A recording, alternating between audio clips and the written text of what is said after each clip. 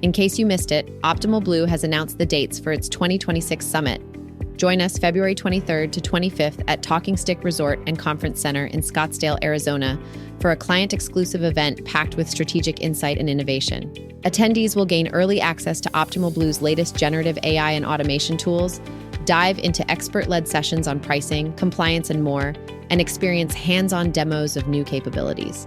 Plus, it's a chance to connect with capital markets pros, integration partners, and mortgage insiders, all while gaining actionable strategies to maximize profitability and sharpen your competitive edge. The Optimal Blue Summit, where proven mortgage expertise meets modern innovation to shape what's next. Early bird registration is now open at summit.optimalblue.com. Space is limited, so register today.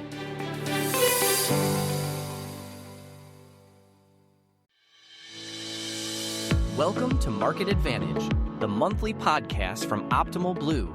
Tune in for valuable insights from the Market Advantage Mortgage Data Report and in-depth conversations with industry experts. Stay competitive and optimize your advantage in the ever-evolving mortgage landscape. Hello to our listeners and welcome to this month's Market Advantage podcast by Optimal Blue. As always, I have Brennan O'Connell joining me here today. We'll spend a few minutes talking about rate lock activity from November, and then we will welcome this month's guest, Agha Mirza from CME Group, to talk about a new partnership between the CME Group and Optimal Blue to launch a futures contract. So Brennan, good to see you there. Happy belated Thanksgiving. We have the holidays right around the corner. And tell me, what do we have to be thankful for on the origination front with November now in the books? Yeah, happy Thanksgiving, Olivia. November, let's see, I'll start with the bad news. So rate lock volumes are down 25% in November. Rates hit their highest level since early July.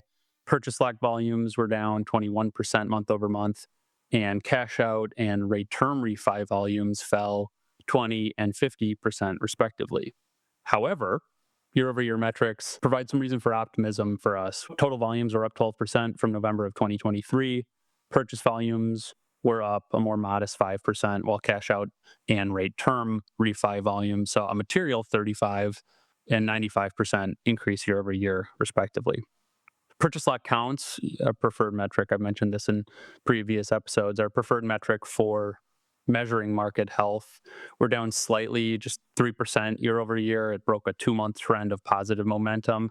That said, when controlling for the number of business days in November of 24 versus 23, I think we were at 23 in 23 and 22 in 24. So if you control for that, the trend actually continued from September. So we were up again. I think it was just about 2% year over year. So still some good reason for optimism that underlying origination volume in the purchase market is continuing to see positive trends year over year. Got it. So tell me about the rate environment. Any good news to share there? Yeah, it wasn't all bad. There was some good news in the market heading into the Thanksgiving holiday.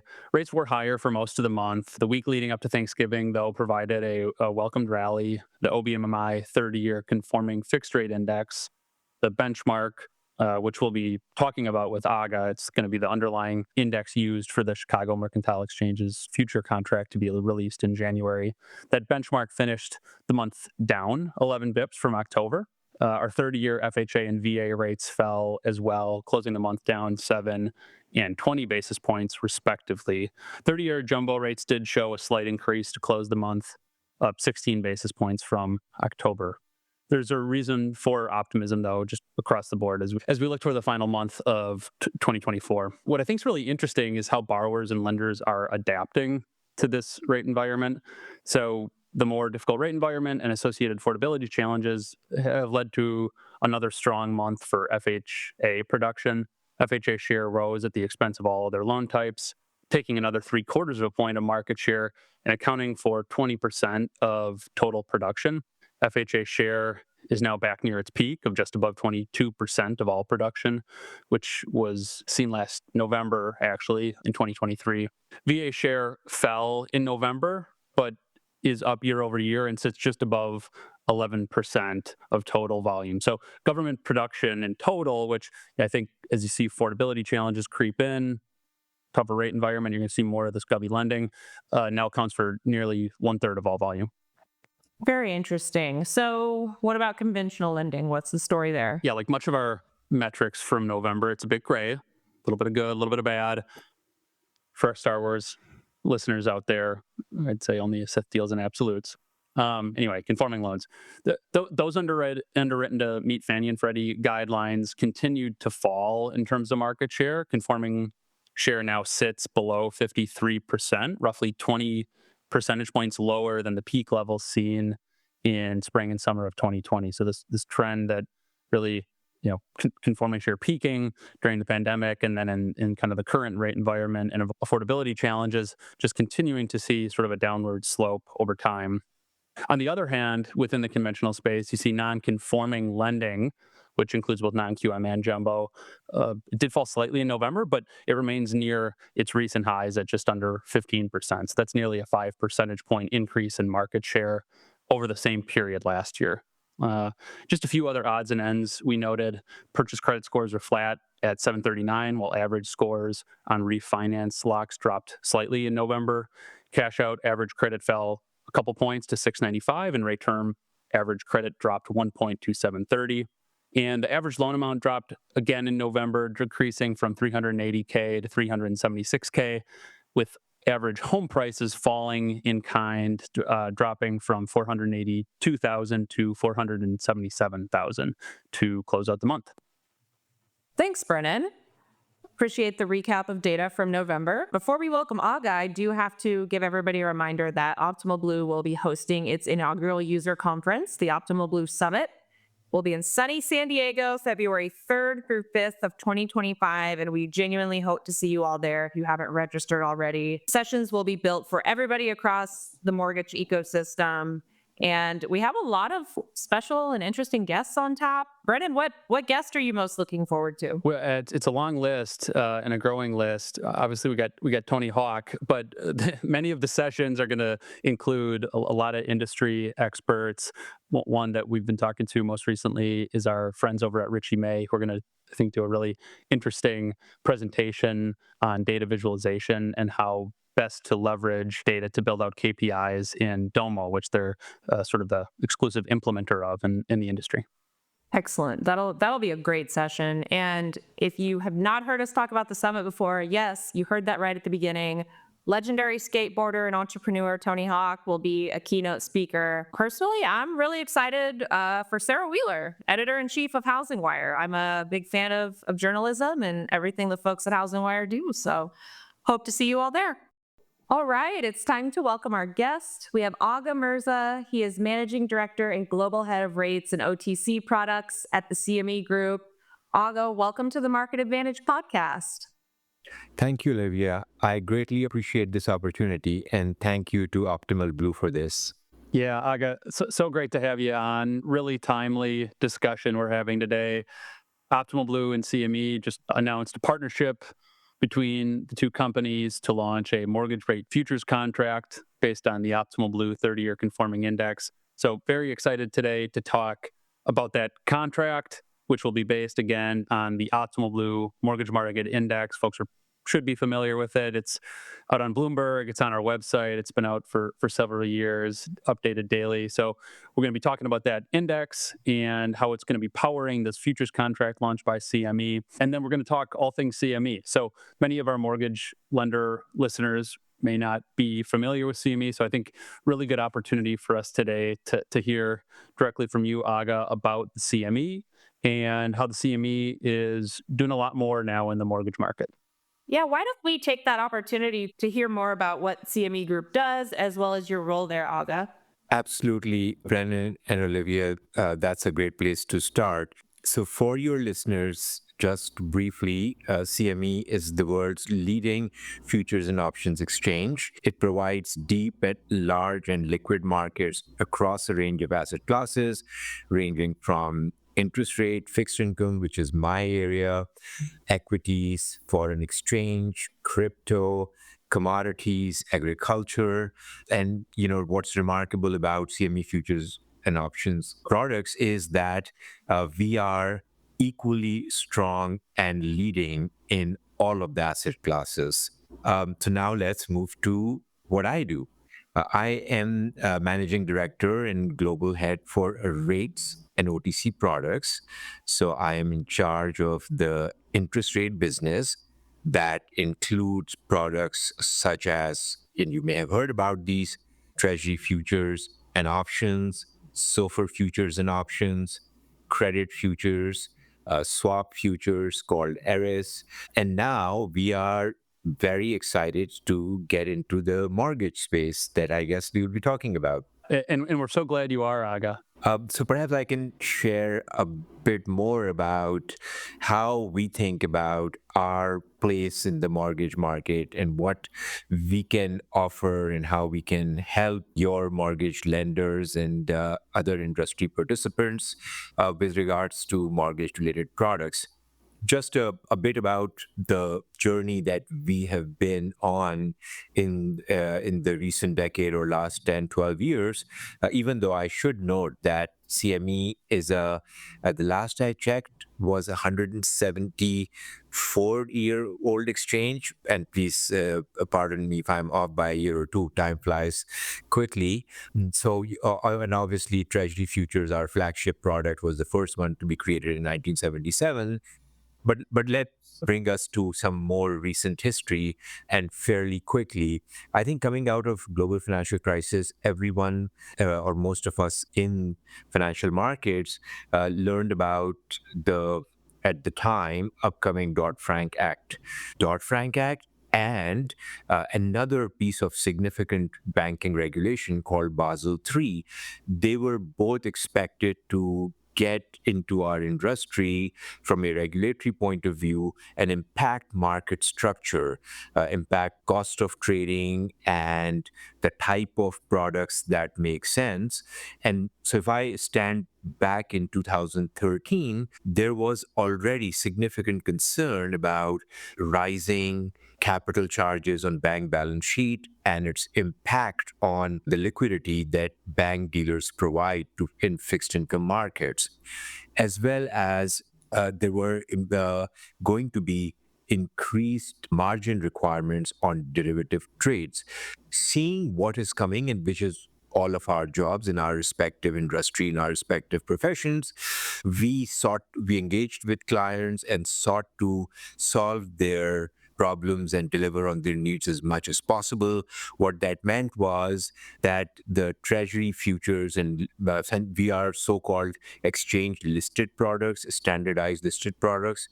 So for futures and options, the fact that they are margin efficient, that value proposition got amplified in the context of being in 2012 and 2013, looking ahead to the next 10 years. We went on a journey to proactively and consciously working with market participants, innovate our products, our services, and our tools. And essentially, with the objective of providing balance sheet, margin, and capital efficiencies. That multi-year journey has worked out well, and if I'm being honest, way better than my expectations.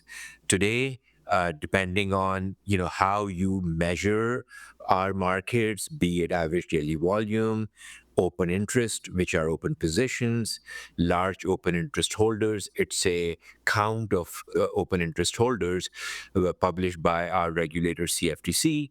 On all those measures, our business has nearly tripled or more than tripled since 2012-2013 period.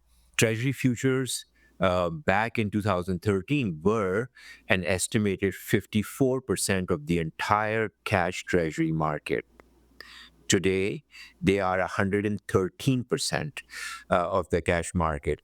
In other words, treasury futures at CME alone trade 13% more than cash treasury securities that are trading across dealer to dealer and dealer to client platforms. And by the way, when we talk about the treasury market, it is a $28 trillion market. And in relation to the day-to-day secondary trading of that, we trade 13% more in futures form. So now I'll come to mortgages. Now that the market is in a good place and many more participants, especially asset managers, buy side clients, are using futures as one of their leading products, if not their primary fixed income product, clearly they all are very accustomed to trading futures at CME. They are very much enjoying the benefits of standardized treasury futures and SOFR futures and so on, and the fact that these products trade in our global equal access markets. But at the same time, there is now a record $1.4 trillion tied to interest rate derivatives in margin. So the participants continue to look for margin and capital efficiencies. And that, the margin that is tied to interest rate derivatives, a lot of that is in uncleared space. And a lot of that has to do with the regulation that is already in place and the fact that over years, thankfully, the US and the world economy continues to grow and the fixed income markets have grown, which leads to more derivatives and therefore more margins. But the hunt for margin and capital efficiency is still there, which means that the time is right for futurizing the $300 billion a day mortgage market. So the $300 billion a day mortgage market is second largest over the counter market behind the US Treasury market.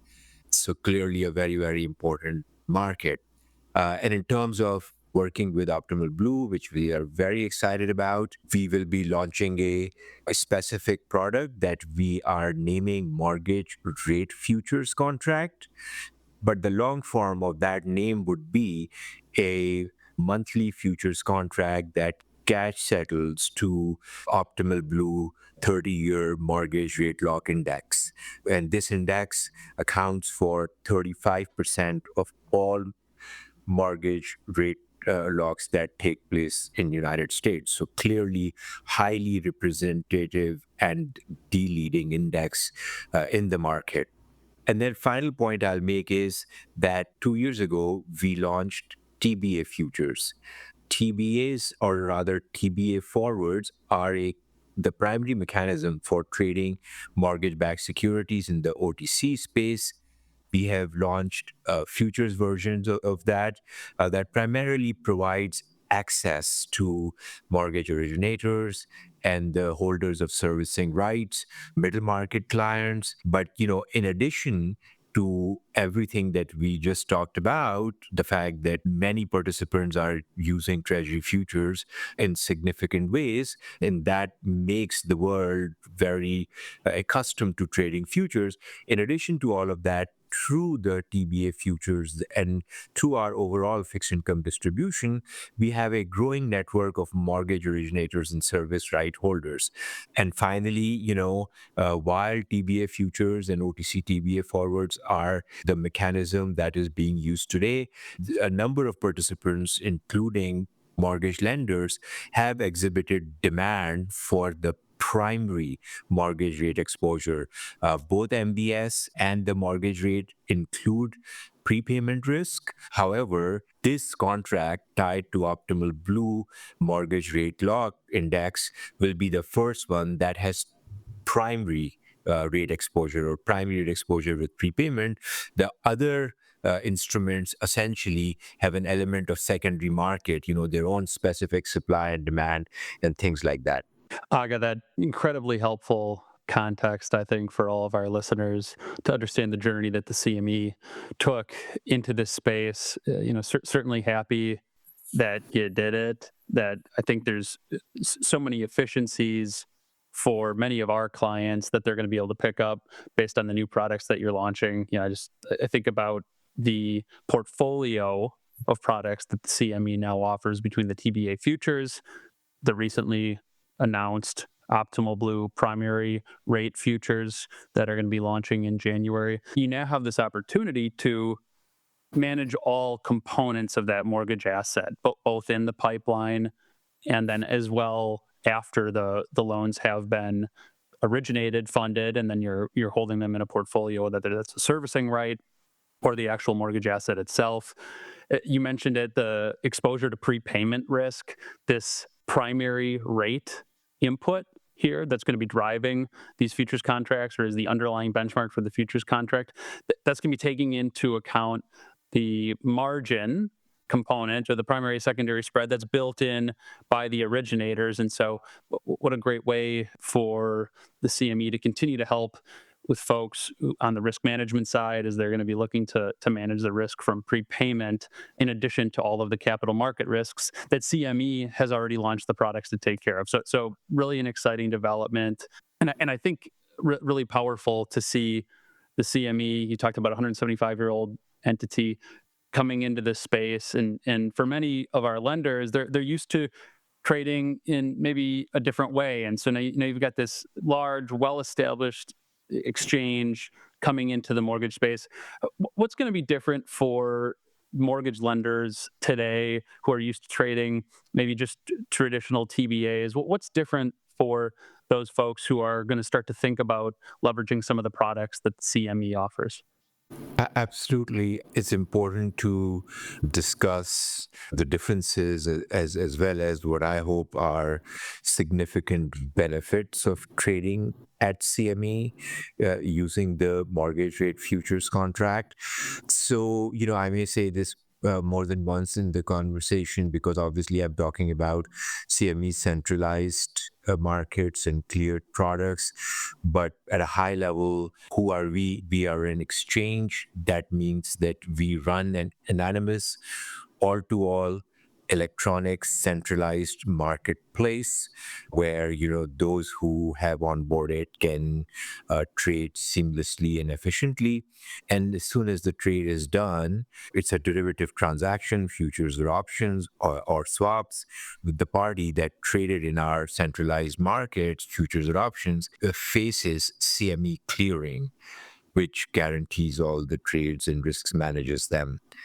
When it comes to the OTC TBA market, which is where likely your mortgage lenders and other listeners to this podcast are going, in the OTC market, clients need to establish relationships with dealers and enter into the so-called master securities forward transaction agreement. The dealers themselves typically are members of FICC's MBSD division. MBSD division is the mortgage clearing house within DTCC and FICC, which is essentially the industry utility for cleared fixed income securities. So dealers in their dealer-to-dealer market hedge through clearing at MBSD.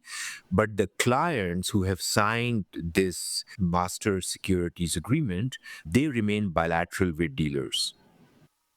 Now you'll see that is significantly different from what I just described.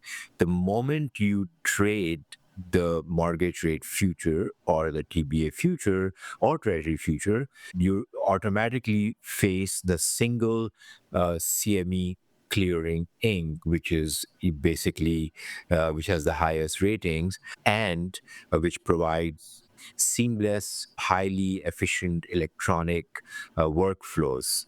The key difference in experience is that you don't need to negotiate paperwork after you have been onboarded by clearing member or broker who you would trade with.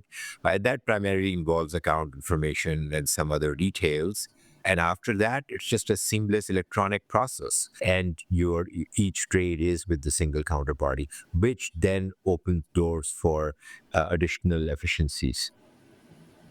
That's very helpful. And I think continuing on that efficiency discussion, there's another area that we've talked a lot about as we've kind of developed this partnership, and it's the concept of cross margining. So the advantage of having different products on the same exchange. A lot of our lender clients maybe are already trading Treasury futures. Maybe they've got OTC, TBAs, which are part of their risk management structure. But what is it that this cross-margining, which is, it's kind of a specific topic, but I do think it's an important one to cover here. What is it about that, or how does cross margining work, and how is that going to improve really the cash utilization of our lender clients? Yeah, and I think it's a great point to briefly discuss the concept of margin itself. Throughout our prior discussion, we have mentioned the word margin, and I'm sure that most of your listeners are familiar with the concept. But essentially, margin is the amount of money that you have to put up to be able to trade a futures contract. What is great about, let's say, mortgage rate futures or TBA futures versus a comparable exposure through a mortgage-based backed security is that you don't need the full amount. If you have exposure, let's say, of $10,000 or $100,000 that you're looking to hedge, then there will be a number, be it 7% or 12% or 17%, some number of some percentage of the amount of exposure that you are about to hedge or risk manage on the exchange traded product that you will deposit with your clearing member, and that's called margin. Now, most people like to hedge. It's completely makes economic sense and like to take the exposure they need to take, but also keep their cash and capital in hand for various reasons and for multiple uses. So cross margining is the ability for CME clearing to look at a participant's or a client's offsetting positions. So, for example, if a participant is short mortgage rate futures and long treasury futures, our clearinghouse has the world's leading risk management team, analytics. So we have regulator approved models, and through constant work with regulators and our clearing members, we specify the percentages of offsets, and that's based on the fact that mortgage rates and treasury rates are correlated. So based on those correlations between different asset classes at any given point in time, if we provide cross margining, there are typically specified offset percentages that we use, and that enable for us to charge less margin. So if you have, a long position in one contract and a short in another that are offsetting in correlated instruments, then you don't have to put the sum of individual margin requirements. In fact, in some cases, you would be putting less than the margin requirement of a single position. And that's the concept of, offset. I'll say one more thing. Some of your mortgage lenders may not expect to have offsetting positions often, but they actually are very good beneficiary of cross margining as well. And that, how is that? That is because the larger institutional clients, the banks, they have very large exposure, fairly involved, complex portfolios, and they certainly are optimizing their margin. And often, in many cases, they trade our products because of efficiencies such as cross margining. So if cross margining becomes an attractive feature, a value proposition for bringing a large bank or large institutional client into the market, then that injects liquidity. Naturally, that means that there are more need to buy and sell, natural buyers and sellers, and that leads to people showing standing bids and offers. So the bid offer spread is referred to as liquidity, which essentially is the ability to readily buy or sell exposure with little slippage. So if you have offsetting positions, you could benefit from cross margining directly, but if you don't, then cross margining is helping to bring more participants, big participants, and additional liquidity. That's really helpful. The benefits, you listed them. It's really myriad. I think for different clients, it's going to be different benefits, right? So you talked about depositories who might have a portfolio that they are managing which includes not just mortgage assets, but other types of fixed income instruments. And there's the obvious benefits there that they are very likely already engaged with the CME. So it makes their risk management costs that much lower within their mortgage portfolio. Even for non-lenders, I think about folks that are managing maybe a pipeline as well as a servicing book, and oftentimes, these assets might behave in opposite directions, and cross-margining now with the ability to have your risk management infrastructure have an offset because you're working with a single counterparty at the CME is really powerful. So again, this is we talk about it a lot here at Optimal Blue. We're focused on profitability of our clients and ultimately getting more folks in homes. And in many ways, this is going to lead to both. So I know we're coming up on time here, but we do just have one more question, Agha, that we want to make sure we put a pin in here, because we did hit on it a bit. But pros of having a single counterparty like the CME versus today, many mortgage lenders are used to working with a variety of different broker dealers. Can you talk a little bit more about that experience and what our mortgage lenders who aren't working with the CME today might come to expect? Yes, that's a very important point to further make some comments on.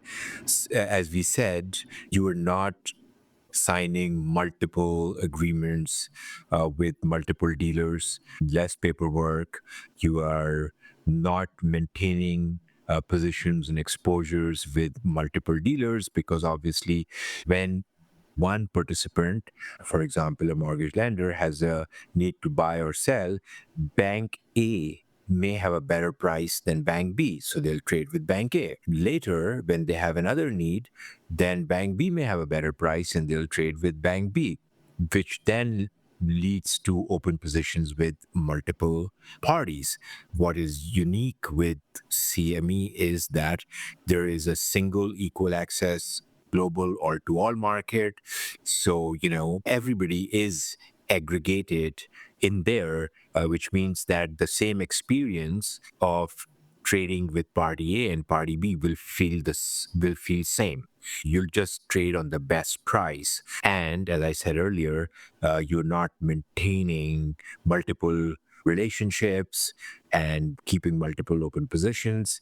And also, there's very little, if any, counterparty credit risk in facing CME clearinghouse. You all know that counterparty credit risk in the OTC market is a key consideration that always needs to be paid attention to. So obviously there is that simplification that CME Clearing Inc. is highly rated, and you go through the paperwork once. And that is why when there is, let's say, a bit of stress in the markets or potentially a credit crisis, and I'm not wishing for one, but if there is some kind of stress, then there is, as has been seen throughout our 175-year type history, there is no concern about trading against CME clearing. And that is why everybody comes to the single marketplace. So you also get better liquidity in times of stress. So lack of counterparty credit risk, lack of papering and multiple relationships, better liquidity, those are some of the benefits. Perfect. Well, Agha, this has been so insightful. I speak only for myself, but I have learned a lot in a short amount of time hearing you and Brennan discuss this. But to bring us home, I would like to ask you a bonus question that we ask of all of our guests. So, as you may know, our mission statement at Optimal Blue is to help lenders maximize their profitability on every loan transaction so that they can in turn get more aspiring home buyers into homes. So, with that in mind, in your opinion, what is one thing an originator should be doing in today's market to maximize profitability? We live in a evolving, changing world. Change is the only constant, as I'm assuming an ancient Greek philosopher said. So I'll assume that your listeners are caught up on data analytics and technology and looking at AI and things like that, why don't I suggest something from our vantage point, our expertise? I would suggest that the originators, mortgage lenders, pay attention to and learn about the relationship between primary mortgage rates that the optimal blue index captures and the secondary market rates that market participants are used to, mortgage-backed security rates, TBAs, swaps, and treasuries that they may be using or hedging with. And what I mean by the relationship is that I personally would expect discussions or published content, be it from CME or Optimal Blue or industry strategists, some kind of discussion or hopefully more significant research highlighting the relationship between primary mortgage rates and secondary rates. And if participants pay attention to that, then they can come up with their own framework and their own rules of thumb or more specific analytic approaches to try and buy and sell instruments that are more advantageous for them. In our trading industry, that's called the concept of relative value trading or optimizing your risk management and hedging needs in relation to relative value trading. So I would urge them to keep an eye out for that discussion or published content. Perfect. Thank you. You are certainly speaking our language here by connecting the primary market to the secondary market. So really excellent answer. And thank you so much again for all of your insights and for taking time to join us today. And thank you to all of our listeners for tuning in. Brendan and I will be back in January with another episode of the Market Advantage podcast and more data insights. Take care. Thank you.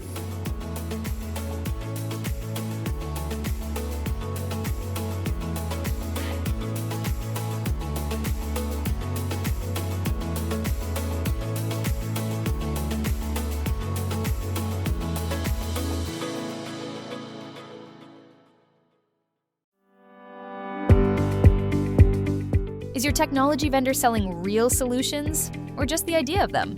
Too often, companies pitch big returns, offer free trials, and promise seamless automation, only to reveal during implementation that the tech doesn't actually exist. At Optimal Blue, we take a different approach. Our AI-powered automation is already live, already delivering, and already saving lenders real dollars. We show you exactly where the ROI comes from and how it reduces risk. No vague timelines, just proven technology that's working in production today. AI at Optimal Blue isn't just about delivering software. It's about empowering lenders to make smarter decisions, operate more efficiently, and stay ahead of the curve. Built around real capital markets challenges, informed by direct engagement with thousands of clients, and focused on delivering measurable value at no additional cost to clients. While others talk about AI, we're delivering it. Innovation that delivers for your bottom line. Learn more at optimalblue.com.